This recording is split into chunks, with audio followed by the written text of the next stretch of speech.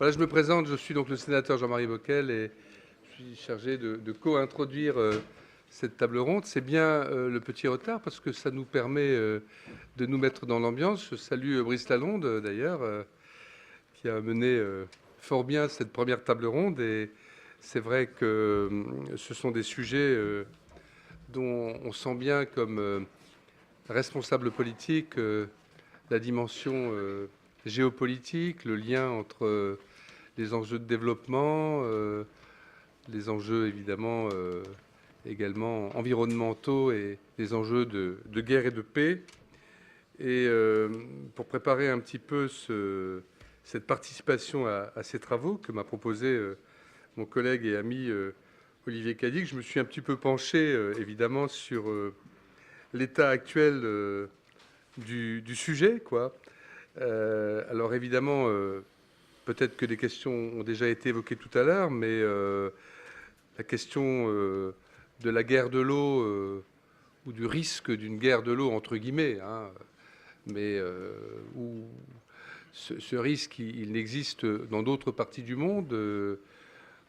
On imagine que aujourd'hui dans cette région-là, ça fait plus de 60 ans que la crise a débuté. Je ne sais pas si l'historique a été rappelé tout à l'heure.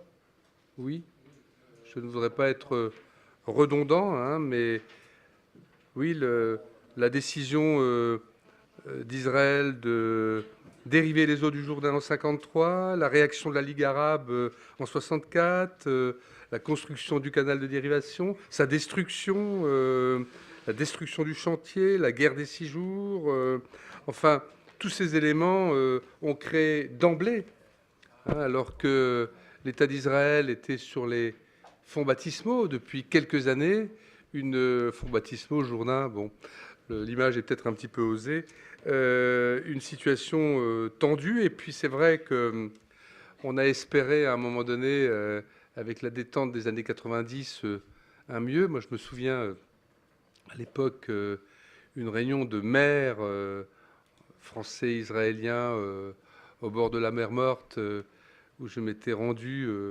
Je me souviens en automobile à partir de Tel Aviv, sans faire le grand détour de 3 heures, en me disant maintenant c'est la paix. Il y a eu les accords de Camp David, donc je ne suis pas les consignes et j'y vais directement. Au demeurant, c'est ce que j'ai fait. Mais tout ça, évidemment, a été de courte durée. Et pourtant, il y a eu à l'époque des amorces de coopération qui se sont mis en place. Le traité de paix bilatéral de 94, la commission mixte de l'eau, ça a été des moments d'espérance.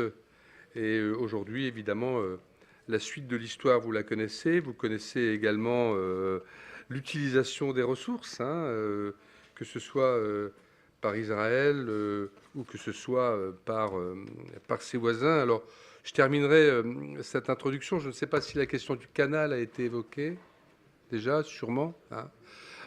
Évidemment, par rapport à ce genre de projet, on peut avoir deux a priori. Avant même de parler des conséquences que ça peut avoir, à la fois écologiques, géopolitiques, éthiques.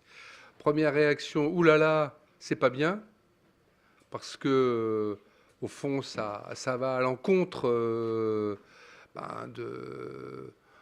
la vie, de la nature, de processus qu'il faut ou enrayer ou ne pas enrayer, mais pas de cette manière-là. Et l'autre réaction qui est de dire, ben voilà, l'humanité c'est le progrès, il y a toujours eu des grands projets, pas loin il y a des grands barrages, il y en a même un en construction en Éthiopie, ces grands projets ont toujours des effets négatifs, ils ne sont jamais neutres, mais ils sont aussi porteurs de progrès en matière d'eau, d'énergie, etc. Et alors après, chacun est différent, chacun a sa vision des choses. Moi, je me mouille, si je puis dire. Ma première réaction, ça fait des années, même des décennies qu'on entend parler de ce projet, devant un grand projet, mais bon, c'est peut-être mon côté, comment dirais-je, babysitter, enfin, c'est de dire c'est formidable. C'est un grand chantier, ça va réunir les hommes, ça va créer des ponts, ça va donner des opportunités, mais en même temps que je dis ça, évidemment, je suis parfaitement lucide. Le contexte actuel, dans tous les domaines, rend difficile, compliqué, difficilement acceptable, d'ailleurs aussi, ce type de projet, qui pourtant a rencontré un certain nombre de soutiens, et non des moindres, hein, la Banque mondiale, la France, les États-Unis, le Japon, etc. Alors, ça, ce sont quand même des questions qui sont sur la table. Moi, je trouve que c'est une très belle opportunité d'avoir réuni autant de spécialistes, d'universitaires, de bons connaisseurs du dossier.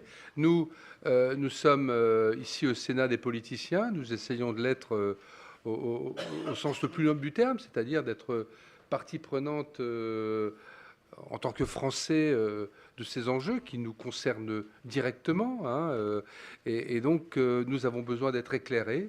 Hein, nous n'avons pas forcément sur toutes ces questions où nous devrons un moment ou un autre, et notre pays aussi, prendre position, une opinion arrêtée. On voit bien qu'il y a du pour et du contre. On voit bien que dans cette région, chaque fois que on bouge une ligne, on peut avoir des conséquences tant politiques que sécuritaires, que écologiques considérables. Donc moi, je viens aussi un peu pour m'instruire, même si je ne pourrais pas rester complètement dans cette table ronde, car, cher Olivier, nous sommes en même temps, nous siégeons, donc nous courons de contrainte en contrainte, mais c'est le propre du Parlement en session. En tout cas, je suis très heureux et très honoré, et très humble d'ailleurs, dans cette très modeste introduction ou co-introduction de cette deuxième table ronde.